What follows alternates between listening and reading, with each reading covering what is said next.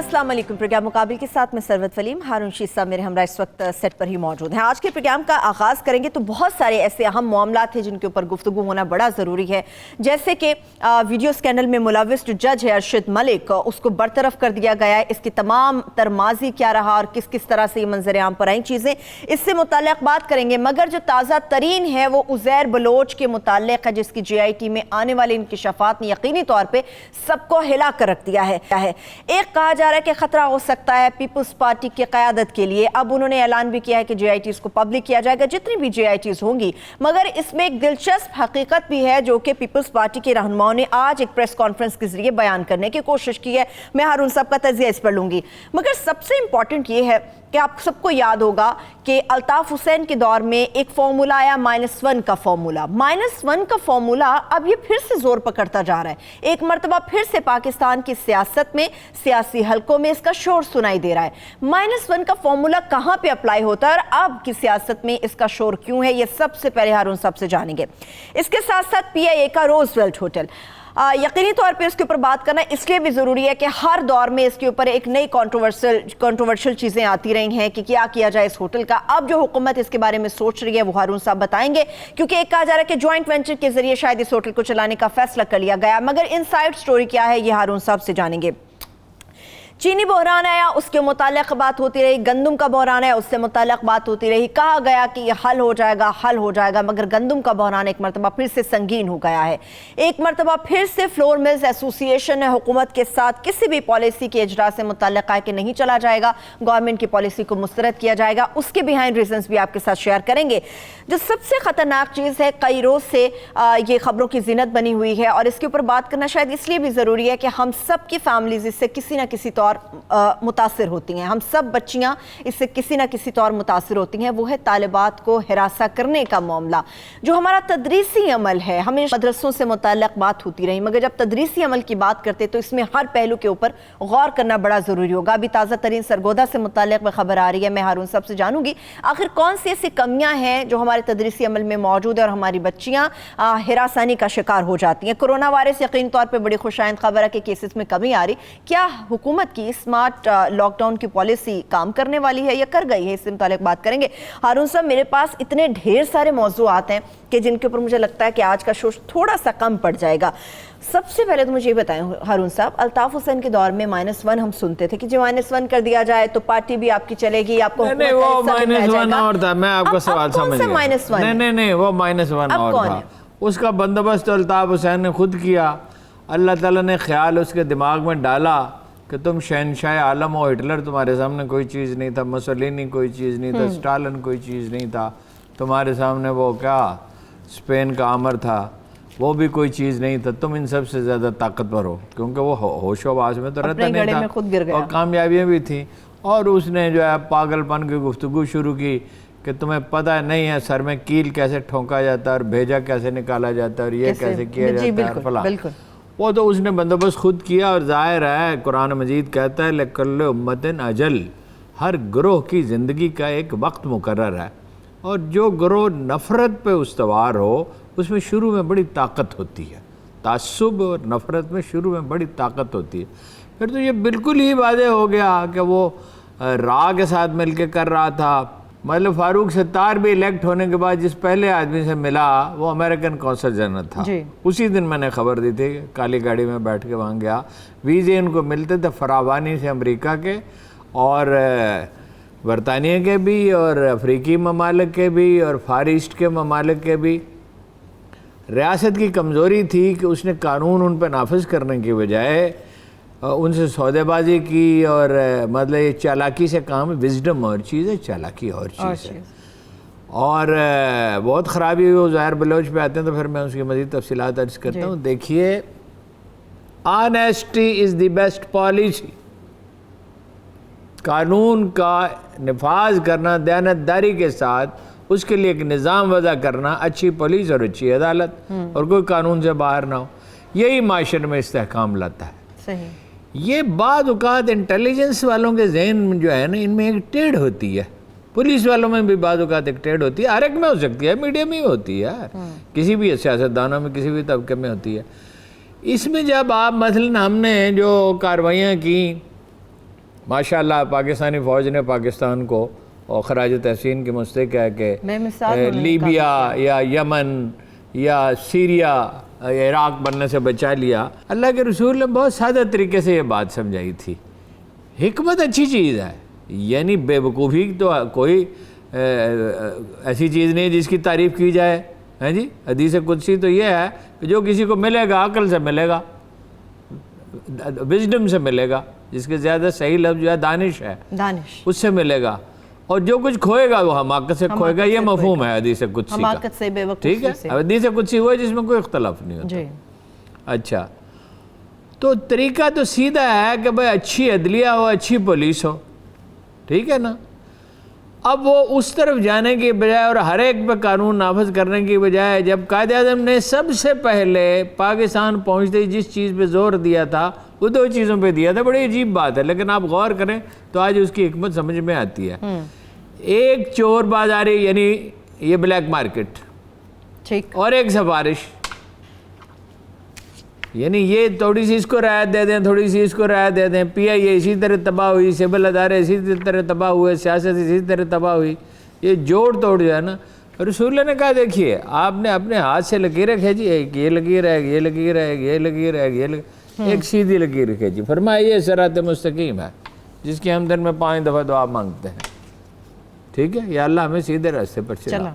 गलती हो जाती है कोई बात नहीं, इंसान गलती से नहीं इंसान तबाह होते, गलती पर स्टैंड लेने से तबाह होते हैं। वो -1 और था, ये जो -1 है ये शोर शराबा है, ये शोर और गोगा है, बस वो मचा के रखो।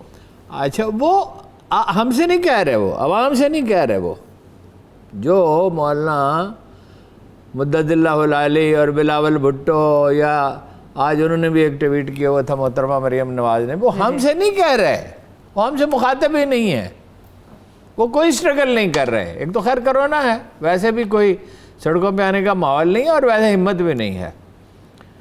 गर्दन गर्दन तक तो करप्शन में सारे फंसे हुए हैं, सारे के सारे। तो वो आएंगे क्या? इमरान खान साहब जो जब क्रिकेट में थे तो लूज बॉल नहीं खेलते थे, वाइट बॉल नहीं खेलते थे, मगर यहाँ उन्हें शौक है। सियासत में गेंद जा रही होगी, कोई 4 फुट परे उसको जाके खेलेंगे। कोई उसामा बिन लादेन के जिक्र की कोई ज़रूरत थी, और ये कहने की कोई ज़रूरत थी कि अगर मैं नहीं भी होऊंगा, ओ भाई वो तो एक दिन किसी ने भी नहीं होना, वो तो जो अल्लाह का बंदा है ज़मीन पे आता है जाने के लिए आता है, ये निज़ाम तो चलता रहेगा। नहीं, वो तो इंसान तो आता ही जाने के लिए। ज़िंदगी की तो सबसे बड़ी सच्चाई मौत है। इक़्तिदार होता है, रहना ही नहीं, जिंदा ही नहीं रहना तो इक़्तिदार में क्या रहना है? कौन जीता है? ठीक है ना।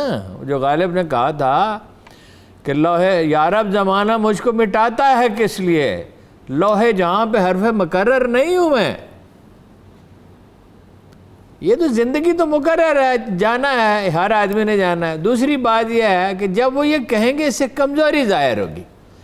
अब इससे लोग जितनी हकीकत है उससे बढ़कर इसमें तलाश कर, ओ फूट पड़ गई, चक्कर चल गया, और जहांगीर तरी ने ये कर दिया, ओ ये 28 आदमी वहाँ गए। इसमें गलत क्या? अच्छा भाई, जब बजट का मौका आता है, पार्टी की आपकी मेजॉरिटी नहीं है, आप लोगों से मिलते नहीं हैं, आपकी पार्टी की तंजीम अच्छी नहीं है, आपने ओहदेदार अच्छे मुकर्रर नहीं किए, आपको इसका उतना फहम नहीं है जितना होना चाहिए, तो ज़ाहिर है बजट का मौका है, अपोजिशन भी जोर लगाएगी, अफवाहें भी फैलाएगी, मीडिया में भी जो लोग हैं।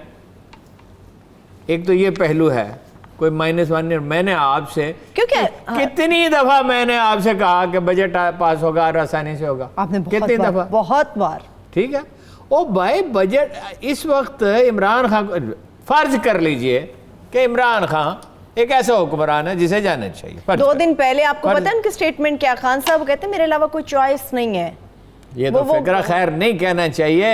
हाँ, चॉइस तो कोई मतलब ये कोई जमीन पे ना कोई रहा ना कोई रहेगा, बेशक। कुल्लु मन अलैहा फान व यबका वजह रब्बिका ज़ुल जलाल वल इकराम। इस ज़मीन पर जो कुछ है वो फना होने वाला है और बाकी रहेगा तेरे रब का चेहरा, बेपनाह अजमत और बेहद हिसाब बुजुर्गी वाला। یہ تو کہنا کہ میرے سوا کوئی چوائس نہیں ہے، کل حالات بدل سکتے ہیں. آج کی صورتحال یہ ہے، کرونا ہے. اچھا جی، سچویشن یہ ہے کہ انڈینز کہہ رہے ہیں کہ 20,000 چینی فوج آ گئی ہے. او بھائی، ہمارا چین کے ساتھ معاملہ ہے، بس ٹھیک ہے، ہم سچویشن میں پھنسے ہوئے. امریکہ کی باتیں ہمیں ماننی پڑتی ہیں. ہم نے اکانومی اپنی اس طرح ڈیولپ کی ہے کہ ٹیکس ہم لیتے نہیں ہیں، امداد ہمیں لینی پڑتی ہے. ہم آہنگی نہیں ہے، معیشت ہماری جدید صنعتی بنیادوں پر استوار نہیں ہے. معیشت کیا ہے؟ معیشت صنعت ہے، سیاسی استحکام ہے، نظام عدل ہے، اس سے استحکام آتا ہے. نظام عدل سے پولیس اچھی ہو، عدلیہ اچھی ہو. اور جدید صنعت، جدید، ٹھیک ہے نا جی. وہ ملائیشیا میں کیا جدید صنعت ہے؟ ملائیشیا میں کیا تھا؟ ربڑ تھی. ملائیشیا میں کیا پام آئل ہے؟ پام آئل سے اور ربڑ سے ملک چلتے ہیں. اور غریب تھا ملائیشیا، بالکل پاکستان سے زیادہ غریب تھا. میرے والد گرامی وہاں رہے ہیں. بالکل وہ کوئی ایسی معیشت نہیں تھی. سنگاپور کیا تھا؟ کوریا کیا تھا؟ وہ کوریا بھی کوئی ملک تھا. سنگاپور کیا تھا؟ چین ہم سے زیادہ غریب تھا. بھائی جدید صنعت ہے. اچھا، اب ہم اپنے ڈے ٹو ڈے مسائل میں الجھے ہوئے. دیکھیے، اگر کسی شخص کو ناراض ہونے کا پاکستان کے 22 کروڑ لوگوں میں سے اگر ایک آدمی کو یہ حق فرض کیجئے ہوتا کہ وہ عمران خان سے ناراض ہو تو وہ میں ہوتا. ٹھیک ہے، لیکن بھائی ملک کوئی چیز ہے کہ نہیں ہے؟ تو ملک کے لیے کام تو کر رہے ہیں، پھر یہ شور کیوں مچایا جا رہا ہے ہارون صاحب؟ دیکھیے نا، عمران خان صاحب نے بہت سی غلطی کیا. وہ قصاص اور انصاف کا فرق نہیں سمجھتے. انصاف ہونا چاہیے، قصاص نہیں ہونا چاہیے. قصاص ہونا چاہیے، پورا مکمل انصاف ہونا چاہیے، مکمل انصاف. انتقام کی اس میں بو نہیں آنی چاہیے. میں آج آپ کو ایک بات بتاتا ہوں، وہ پروگرام میں مجھے ڈر ہے کوئی چیز سے رہ نہ جائیں. جو آدمی 1 لاکھ روپے مہینہ خرچ کر سکتا ہے، سودہ حال آدمی ہو، دیکھیں ایسے لوگ ہیں نا جن کی آمدن 10-15 لاکھ روپے ہے، اور ٹیلی فون کھلا رکھتا ہے اور مظلوم کے ساتھ وہاں تک جاتا ہے جہاں جانا چاہیے. کام ہونا نہ ہونا تو اختیار میں نہیں ہوتا. وہ 1.5 سال کے اندر قومی اسمبلی یا صوبائی اسمبلی کا بہترین امیدوار ہوتا ہے. یہ جو باتیں آپ سنہری اصول بتا رہے ہیں، اس پہ کون عمل کرتا ہے ہارون صاحب؟ عمل کرنا پڑے گا، کوئی چارہ نہیں ہے. جو لوگ یہ سمجھتے ہیں ہم اس دنیا میں ہوں گے یا نہیں ہوں گے، اللہ بہتر جانتا ہے. ہر ایک نے چلے جانا ہے. نہ بھٹو خاندان ہوگا، نہ زرداری خاندان ہوگا، نہ شریف خاندان ہوگا، نہ عمران خان صاحب ہوں گے. مطلب اللہ ان کو صحت دے، زندگی دے. ایک وقت آئے گا سب چلے جاتے ہیں. بھائی اسٹیبلشمنٹ کو سمجھ آ چکی ہے. اچھا، بعض لوگ کہتے ہیں دھاندلی ہو گئی، دھاندلی ہو گئی، دھاندلی ہو گئی. تو ہر الیکشن میں 1 منٹ، 77 میں دھاندلی نہیں ہوئی تھی، 88 میں نہیں ہوئی تھی، 90 میں نہیں ہوئی تھی، 93 میں نہیں ہوئی تھی، 96 میں نہیں ہوئی تھی. جاؤ لگ کے اپنا اس میں ریفرینڈم میں نہیں ہوئی تھی. اور جو آ گئے فوجی دستے لے کے، وہ کون سے قانون کے تحت آ گئے تھے، کون سے آئین کے تحت آ گئے تھے؟ او بھائی دھاندلی تو آپ قائد اعظم کے بعد کرتے رہے. کسی نے کم کی، کسی نے زیادہ کی. ٹھیک ہے نا. نون لیگ کی ٹیکنیک اور ہے. نون لیگ کی ٹیکنیک یہ ہے، تحصیلدار، پٹواری، اسکولوں کا سٹاف، یہ وہ ان کو ہاتھ میں رکھنا ہے. ایک پالیسی انہوں نے بنائی ہے، کہاں سے آگے بڑھنا ہے؟ نہیں ہے، مافیا. چلیے، یہ مافیا اچھا، ادھر بلاول کی یہ ہے، مغرب کو، امریکہ کو خوش رکھنا ہے، برطانیہ کو خوش رکھنا ہے. برطانیہ پوڈل ہے نا ان کا، ان کے بقول خود ہی.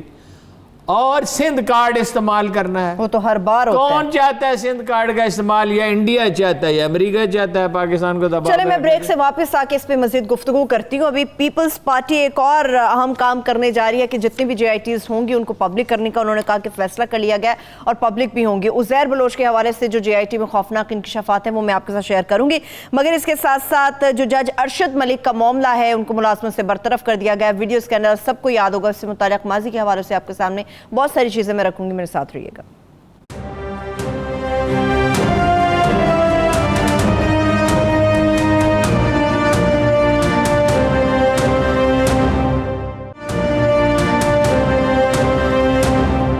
Welcome welcome back. हारून साहब, JITs के मुतालिक बात करते हैं। पीपल्स पार्टी फैसला कर चुकी है कि इनको पब्लिक किया जाएगा और उज़ैर बलोच की JIT में जो इंकशाफात हुए हैं, हम सब समझ रहे थे जब ये उज़ैर बलोच का मामला हुआ, आपको याद होगा कि एक मामला उठा था कि इसमें पीपल्स पार्टी की क़यादत किसी न किसी तौर इन्वॉल्व रहेगी।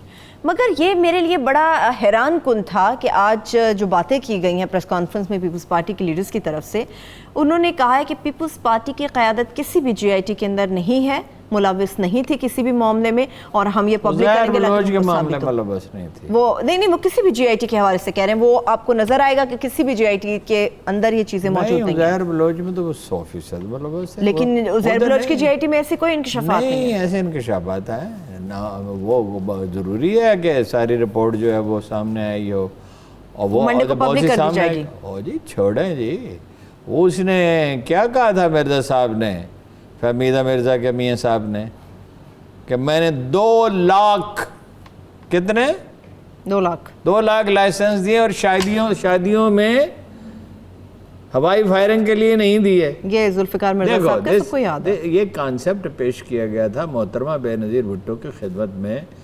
90, अल्लाह आपका भला करे, 95 में। ठीक है कि चूंकि MQM के लोग मुसल्ले हैं तो लिहाजा हमें भी अपने लोग मुसल्ले। कितनी तबाही मची उसके बाद में लाइसेंस। ना वो बात मेरी पूरी सुन लें, तबसरा ना करें। जी।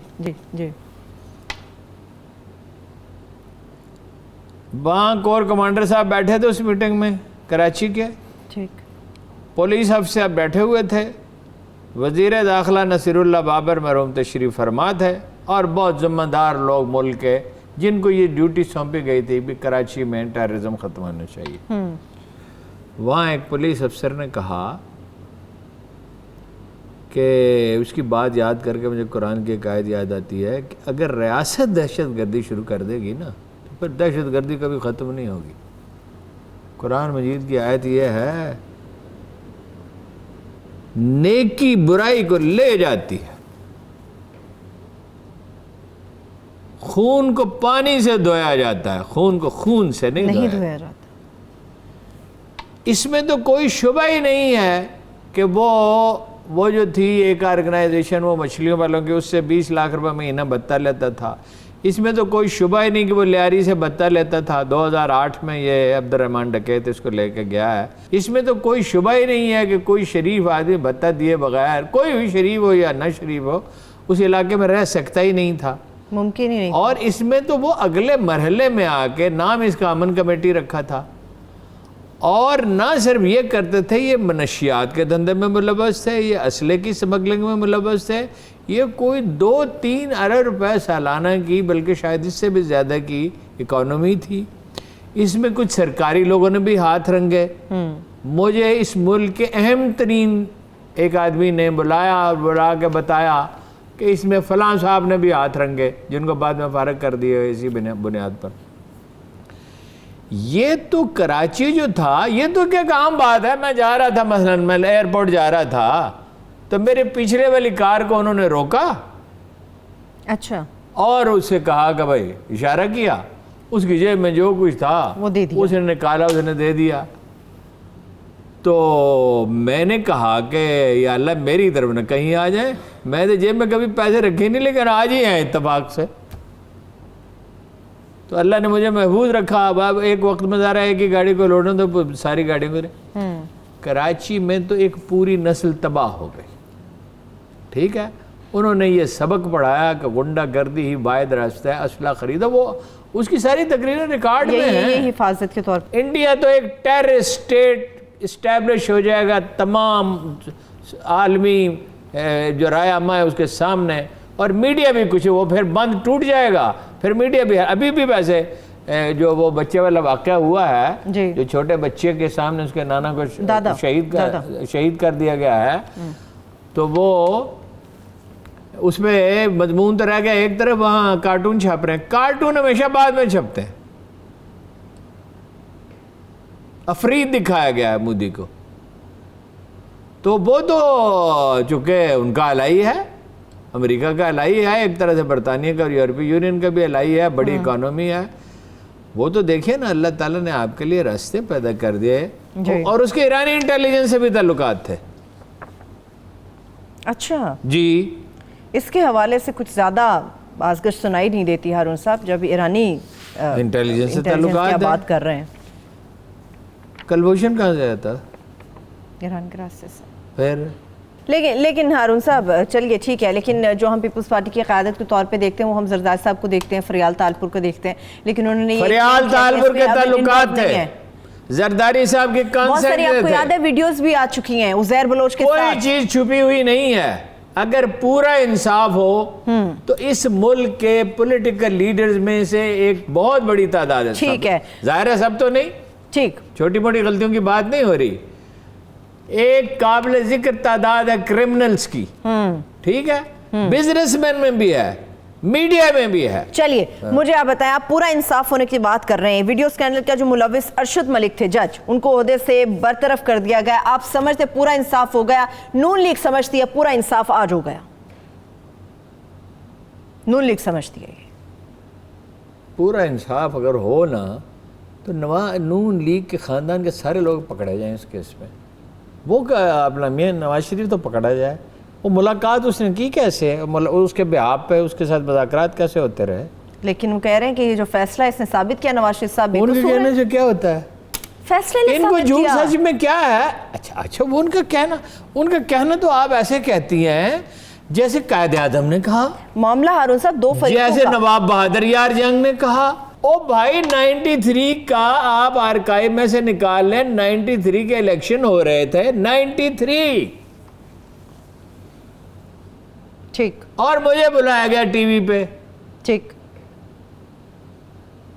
93 کے میں کہہ رہا ہوں، جی الیکشن ہو رہے تھے اور مجھے بلایا گیا، اور ایک اور صاحب تھے، کون ان کو بلایا گیا بھی یاد آ جاتا ہے. میں نے کہا انہوں نے لندن میں فلیٹ خریدے ہیں، ان کی مرسیڈیز کاریں ہیں نون لیگ کی. ہاں وہ کہی یہ کیسی بات کر رہے ہیں؟ اچھا یہ پاناما کیس تو بہت بعد میں آیا ہے. میرے چھپا ہوا کالم میں آپ کو نکال دیتا ہوں، اس سے کم از کم 1 سال پہلے کا ہے ان کی لندن کی جائیدادوں کے بارے میں. جھوٹ بولنا تو ان کا شیوا ہے، اور انہی کا کیا بھلے کس کا شیوا نہیں ہے. جس کا نہیں ہے وہ میں آج کل فخر امام کو دیکھ رہا تھا، یہ کہاں پھنسا ہوا ہے، یہ کیا کر رہا ہے یہاں پہ؟ وہ کہہ رہا ہے یہ رول ہے بھائی، یہ رول ہے، یہ ضابطے پہ چلنا ہے، یہ ہے. وہ شریف لوگ بھی ہیں اور بھی ہیں، دیکھیں نا. مثلا وہ جماعت اسلامی کے امیر کے بارے میں سپریم کورٹ نے کہا کہ یہ بچ جائے گا اگر کوئی ہوا. جی ٹھیک ہے، وہ تو یہ کبھی ایسا تھوڑی، خدا کی زمین خالی تو نہیں ہوتی نا. مطلب منور حسن پہ 100 اعتراضات ہو سکتے ہیں، اور ایک بہت شدید اعتراض ہے، مگر 4 مرلے کے مکان میں رہتے تھے، اور یا بطور امیر جماعت اسلامی ان کے پاس 1 کمرہ تھا، 1، اور اس میں بھی کوئی ساز و سامان ایسا نہیں تھا کوئی قابل ذکر. وہ تو لوگ تو ہیں، لیکن بحثیت مجموعی سیاسی جماعتیں مطلب یہ تحریک انصاف ہے. یہ عمران خان صاحب کی ایک ذاتی پارٹی ہے. ان کا ایک فلیٹ ہے، پتہ نہیں ہے یا نہیں بیچ دیا ہے، وہ اس میں ڈپلومیٹک انکلیو میں. ان کی کوئی 280 کنال زمین ہے، بعض لوگ کہتے ہیں 300 ہے، مجھے تو اس نے 280 بتائی تھی. اور ان کی نواحِ لاہور میں زمین ہے، ان کے نانا کی وراثت سے جو ان کو ملی ہے، اور لیا میں زمین ہے، ٹھیک ہے، اور ان کی ایک تحریک انصاف بھی ہے. 4 جائیدادیں یہ ہیں، 5ویں جائیداد یہ ہے. نہیں تحریک انصاف تو کہتے ہیں عوام کے لیے، ان کے کہنے سے کیا ہوتا ہے؟ آپ کہتے ہیں، آپ ہی کہتے ہیں، آپ کی مشہور آپ کے قول آپ کو سنا دیتی ہوں کہ یہ پاکستان ان تمام لوگوں کے لیے ایک چراغاہ ہے، چلتے ہیں اور چلے جاتے ہیں. جب بھی مشکل آتی ہے چراغاہ کو چراغاہ تھوڑی رہنے دینا ہے، اس کو گھر بنانا ہے. یہ اس قائد اعظم، یہ ملک کس نے بنایا؟ یہ ملک جو ہے یہ نواز شریف، ذوالفقار علی بھٹو، آصف علی زرداری، بے نظیر بھٹو، عمران خان، بلاول بھٹو، عبدالغفار خان، ان کی اولاد، مفتی محمود، عبدالصمد اچکزئی یا MQM والوں نے نہیں بنایا ہے. یہ 2 ایسے آدمیوں نے بنایا ہے، قائد اعظم نے اور اقبال نے، کہ جن کا مرتبہ جو ہے وہ نہ قائد اعظم کو کسی پولیٹیشین سے کمپیئر کیا جا سکتا ہے، نہ اقبال کو کسی شاعر سے یا مفکر سے کمپیئر کیا جا سکتا ہے، جن میں صوفیہ کسی شان اور عظمت اور جلالت اور وقار پائی جاتی ہے۔ جوں جوں وقت گزرتا جاتا ہے اقبال کا قد بڑھتا جاتا ہے، جوں جوں وقت گزرتا جاتا ہے قائد اعظم کی باتیں سچی ہوتی ہے۔ کہتے تھے یہ پاکستان کس لیے بنایا جی، ہم وہاں ہندوؤں کے ساتھ رہتے ہیں، مل جل کے رہتے ہیں، مل جل کے مقبوضہ کشمیر میں رہ رہے ہیں نا جی، دلی میں رہ رہے ہیں نا جی، الہ آباد میں رہ رہے ہیں نا جی۔ دیکھ لیا وہاں پہ مل جل کے کیا رہتے ہیں، دیکھ لیا دنیا نے دیکھ لیا۔ یہ دو دیکھیے، میں آپ سے ایک فکرہ بار بار عرض کرتا ہوں جو میرا اپنا فکر نہیں ہے، ایک بڑے عارف کا فکرہ ہے۔ اللہ کو کسی لشکر کی کوئی ضرورت نہیں، کچھ نیک نیت لوگ اب بھی مل جائیں۔ یہ جو دلدل میں ہم پھنسے ہوئے ہیں نا، ایسے امریکہ سے ڈر کے یوں بیٹھی ہوئی ساری اشرفیہ ساری، جب ذاتی مفادات ہوں ہارون صاحب تو روب اور دبدبہ ایسا ہی ہوتا ہے۔ میں بریک کی طرف جا رہی ہوں، چھوڑی سی بریک سے واپس آؤں گی، گفتگو یہیں سے آگے بڑھے گی، مگر سب سے امپورٹنٹ یہ ہے کہ کرونا وائرس سے متعلق بات ہوگی، گندم کے بحران سے متعلق بات ہوگی، مگر ان سب کے ساتھ ساتھ جو طالبات کے آئے روز زیادتی کے واقعات ہمارے سامنے آ رہے ہیں، آخر ہمارے تدریسی نظام میں کیا ایسے معاملات ہیں جو بڑے سنگین ہیں، جن کا درست ہونا بڑا ضروری ہے۔ ایک بریک سے واپس آ کے اس پہ بات کروں گی، ہمارے ساتھ رہیے۔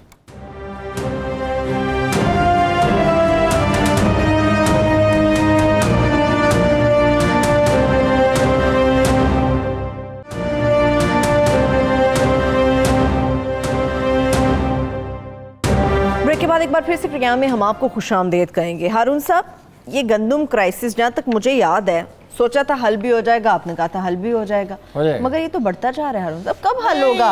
دیکھیں نا عمران خان میرا بھائی، میرا محترم معزز دوست جو ہے نا، وہ اگر وائڈ بال نہ کھیلے پالیٹکس میں، کرکٹ میں نہیں، کرکٹ میں بڑا فٹ تھا، کرکٹ میں تو باکمال تھا، فٹ کا کیا مطلب ہے، یا ہاسپٹل بنانا ہو یا کالج بنانا ہو، یہ اس میں تو اس کو پہلی بات یہ اس کو سمجھ ہی اس وقت آتی ہے جب 10 12 15 20 مہینے گزر چکے ہوں۔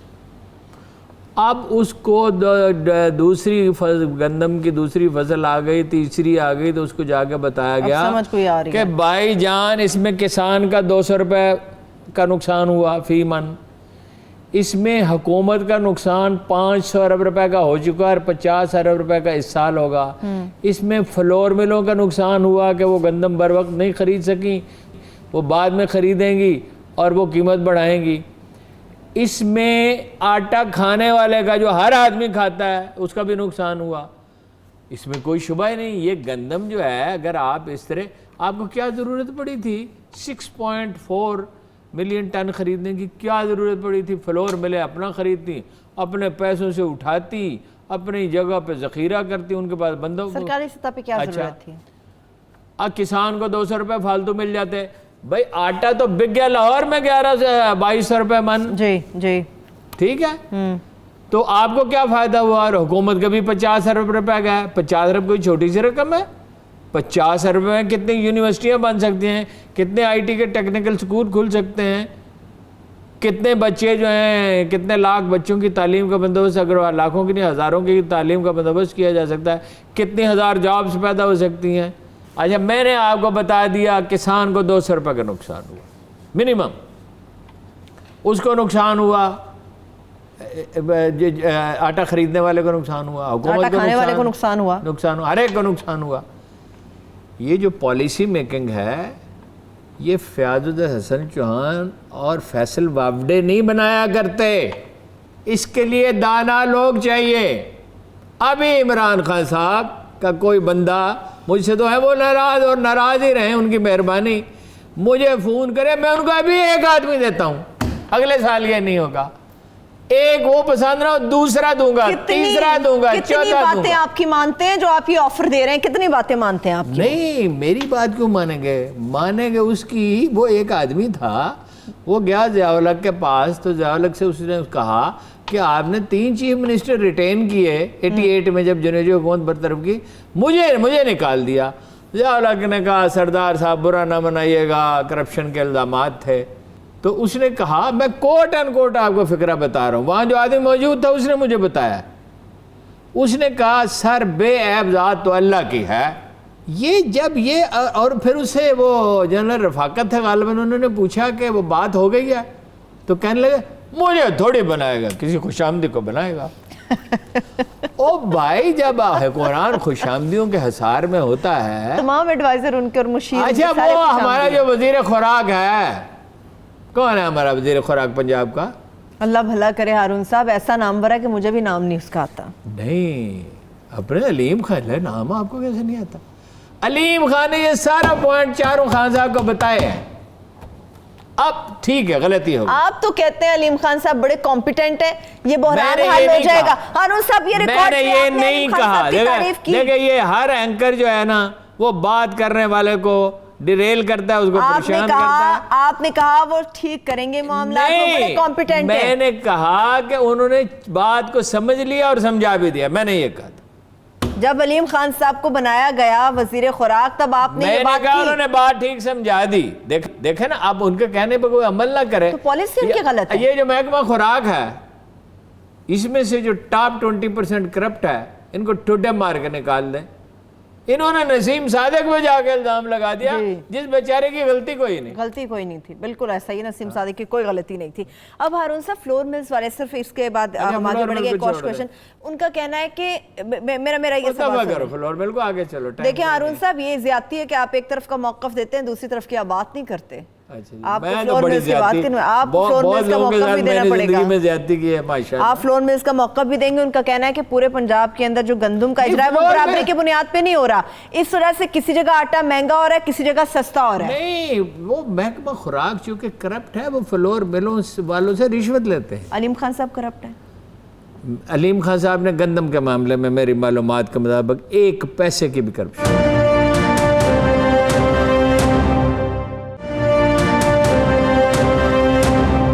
حکومت کی بات چل رہی ہے، اس سے ریلیٹڈ ہی گفتگو کر رہے تھے۔ کرونا وائرس کے ماشاءاللہ سے کیسز کافی کم ہو رہے ہیں۔ دیکھیں بھائی، اس کے 3-4 فیکٹرز ہیں، اس پہ ہمارے پاس وقت نہیں ہے بات کرنے کا۔ سمارٹ لاک ڈاؤن بالکل ٹھیک ہے، لیکن اصل میں شعور بڑھ رہا ہے۔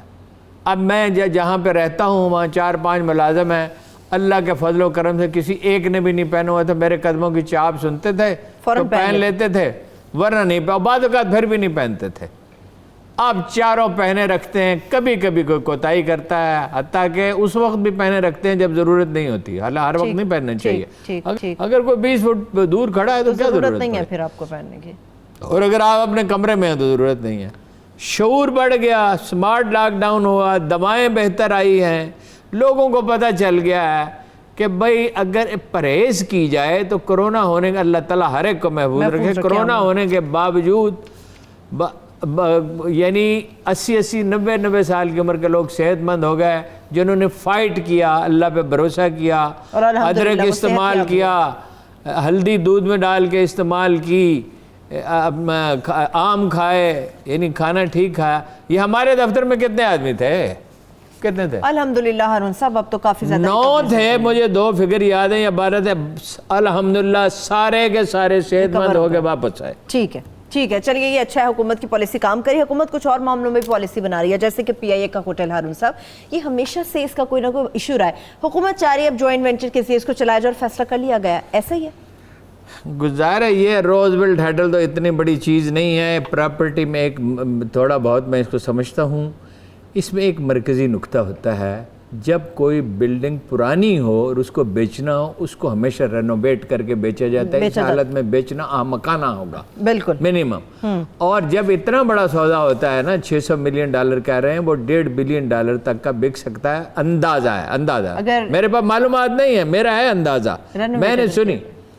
اچھا بھی اس کو، یہ دنیا کا پہلا ہوٹل ہے، دنیا کا پہلا روئے زمین کا جس میں ٹی وی لگایا گیا تھا، یہ دنیا کا واحد ہوٹل ہے جس میں جانوروں کے لیے بھی اور کن کن چیزوں کے لیے پہلی دفعہ انتظام کیا گیا، یہ دنیا کا پہلا موسٹ ماڈرن ہوٹل تھا، یہ دنیا کا واحد ہوٹل تھا جہاں سے جو انڈر گراؤنڈ ریلوے ہوتی ہے وہاں تک راستہ جاتا تھا۔ اچھا، اور یہ اس کی بڑی عظیم الشان تاریخ ہے، اور اس کو دیکھیں فیس لفٹنگ ایک چیز ہوتی ہے، اور امریکہ میں بڑے بڑے اس کے شاندار ماہرین پائے جاتے ہیں، اس کی فیس لفٹنگ کریں، اس کو ٹھیک کریں۔ اور دوسری ٹائمنگ، اور پی آئی اے ذلیل و خوار ہو رہی ہے پورے ملک میں، پوری کائنات میں، اور آپ اس وقت بیچنا چاہتے ہیں، اس وقت جب اس کے دام ہی بہت ہلکے ملیں گے. ہاں پھر میں کہتا ہوں اس طرح کے وزیر مقرر کیے ہوئے ہیں اور آپ کو بڑی پریشانی ہوتی ہے. کس کی باتیں کرتے ہیں آپ؟ ایسے ایسے ہوا میں نا آپ وزیر کا نام لیا کریں. یہ زلفی بخاری کمپیٹنٹ ہے وہ ہارون صاحب، بڑا، جس کو میں انکمپیٹنٹ کہوں، آپ کے پاس ایک پرنٹڈ جعلی سند ہوتی ہے اس کو کمپیٹنٹ. میرے پاس ماشاءاللہ سے ساری اصلی اسناد موجود ہیں ہارون صاحب. نہ آپ کو پتا زلفی کون ہے، نہ آپ کو پتا زلفی. مجھے پتا ہے زلفی بخاری کون ہے، مجھے پتا ہے. آپ کو کدھر سے پتا ہے؟ وہ بیری ٹاؤن میں رہتا ہے، شامل ہے وہ ہماری. یہ ادھر پیچھے بیری ٹاؤن میں. نہیں وہ ہماری میں شامل ہے ہارون صاحب، مجھے اس لیے پتا ہے زلفی بخاری ہے. کچھ بھی نہیں پتا زلفی بخاری. ہارون صاحب وہ ہماری حکومت میں شامل ہیں، وہ ماشاءاللہ سے اوورسیز کے بارے سے بڑا کام کر چکے ہیں. عمران خان صاحب کے دوست ہیں، آپ کے سابقہ دوست کے دوست ہیں، اس لیے مجھے ان کا پتا ہے. زلفی بخاری صاحب ہیں وہ. ٹھیک ہے ہارون صاحب، اب بڑا اہم معاملہ ہے. میں چاہ رہی ہوں چلیے مزاح سے ہٹ کے طالبات کے ہمارے تدریسی نظام سے متعلق بات کرنی ہے. ہارون صاحب آئے روز اس قسم کے واقعات آتے ہیں، اب تو بہت زیادہ زور پکڑ گئے ہیں جو بچیوں کے ساتھ زیادتی ہے، ان کو ہراساں کرنے کا معاملہ ہے. اس کی وجہ کیا ہے؟ اس کی بالکل پہلی بات یہ ہے، بر صغیر میں اور دنیا میں بالعموم عورتوں کا استحصال ہوتا رہا ہمیشہ. اس کا طریقہ کیا ہوتا ہے؟ ہر چیز کی مانیٹرنگ کی جاتی ہے. قانون، میں ہمیشہ کہتا ہوں اصل چیز ہے قانون کی بالادستی، اور قانون کی بالادستی ہوتی ہے بہترین عدلیہ اور بہترین پولیس. ٹھیک ہے، مجرم کو یہ خوف ہونا چاہیے کہ اسے سزا ملے گی.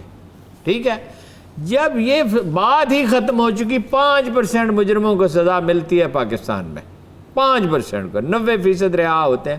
یہ ڈیٹا ہے. انگلینڈ میں ملتی ہے 95% کو، اور کبھی کبھی یہ فگر اس سے اوپر بھی چلا جاتا ہے. بات یہ ہے، اور سوڈان میں خال کوئی مجرم بچتا ہے، حالانکہ اس کو ایک بظاہر تو تعلیمی اعتبار سے پسماندہ ملک ہے. بات یہ ہے، ایک تو ان انگلش اسکولوں کا ماحول ایسا ہے کہ ان کو ہر چیز یاد ہے، دنیا کے تمام علوم یہ پڑھاتے ہیں، اور ان میں ایک خوبی بھی ہے. ویسے یہ اپنا ذہن استعمال کرنا سکھاتے ہیں. ان سکولوں میں نہ خدا داخل ہو سکتا ہے، نہ اس کو رسول داخل ہو سکتا ہے، نہ اس کی کتاب داخل ہو سکتا ہے. اسلام کا کوئی تصور. اچھا، اب آپ ایک اقبال نے کہا تھا، خاص ہے ترکیب میں قوم رسول ہاشمی. بچوں کو قرآن کا ترجمہ پڑھائیں، پہلے ناظرہ پڑھائیں، پھر قرآن کا ترجمہ پڑھائیں، پھر سیرت کے کچھ واقعات پڑھائیں، پھر جناب کو اصحاب کے اولیاء کے واقعات کو، اہل بیت کی زندگیاں پڑھائیں. بھائی تربیت شروع سے کی جائے گی. خواجہ نظام الدین اولیاء جو ہیں، یا جناب جنید بغداد جو تھے، جو امام شاذلی تھے، ان کے دماغ بھی 1350 سی سی کے تھے، اس سے زیادہ کے نہیں تھے. مگر انہوں نے کیا، دادا گنج بخش یہاں تشریف لائے اور تقدیر بدل لی مسلم بر صغیر کی. انہوں نے بدلی نا، بنیاد تو انہوں نے رکھی نا. قبائل کے قبائل مسلمان ہو گئے خواجہ فرید الدین شکرگنج کی وجہ سے. بائی ایگزامپل لیڈ کیا جاتا ہے. عمران خان سے اخلاق کون سیکھے گا، اور بلاول بھٹو سے، اور زرداری سے، اور نواز شریف سے، اور شہباز شریف سے، ان سے کون اخلاقیات سیکھے گا؟ اور یہی علماء کا حال ہے. اور الحمدللہ میڈیا کا ان سب سے بدتر ہے. میں خدا کو حاضر ناظر جان کے کہتا ہوں، جب میں اس کے کسی مزاحیہ پروگرام پہ میری نظر پڑتی ہے، مجھے شرم آتی ہے کہ اس معاشرے کا سوشل فیبرک کس بری طرح تباہ کر رہے ہیں، کس بری طرح تباہ کر رہے ہیں. خدا کا شکر ہے کہ 92 میں ایسا کوئی غلیظ اور بیہودہ پروگرام نہیں، اس طرح نہیں ہوتا. لیکن ہارون صاحب، مورد الزام صرف میڈیا کو ٹھہرانا بالکل غلط ہے. ہمارا سسٹم بھی بڑا خراب ہے ہارون صاحب. صرف میں نے میڈیا کب کہا؟ یہ انگریزی اسکولوں میں بھائی ماڈرن کا مطلب بے حیا ہونا ہے، ماڈرن کا مطلب جدید ہونا ہے، سائنس کے ساتھ ہم آہنگ ہونا ہے. اخلاقی اصول تو کبھی نہیں بدلتے. اور ایک اٹل بات ہے جس سے کوئی انکار نہیں کر سکتا، تمام اخلاقی اصول مذاہب نے دیے ہیں. اسلام میں سیکولر تمام مذاہب میں اخلاقی اصول ایک ہی ہیں. یعنی وہ بعد میں اس کی تعلیمات پہ عمل نہ کیا جائے وہ دوسری بات ہے. آخری جملہ ہے، کسی سیکولر تھنکر نے وائٹ ہیڈ مین سے لے کے تو یہ جو ابھی جس نے اینڈ آف ہسٹری لکھا تھا किसी सेकुलर थिंकर ने कभी कोई अखलाकी उसूल नहीं दिया, और ये इन सेकुलर थिंकर्स की बुनियाद पर ये एनजीओ और ये स्कूल और ये कॉलेज और ये यूनिवर्सिटियां, अफसोस के फिरौन को कॉलेज की न सूझी, यूं कत्ल से बच्चों के वो बदनाम न होते। बहुत शुक्रिया, थैंक यू सो मच हारून साहब, आपके वक्त का। मैं तमाम देखने वालों का शुक्रिया, मुझे इजाज़त दीजिए, अल्लाह हाफिज़।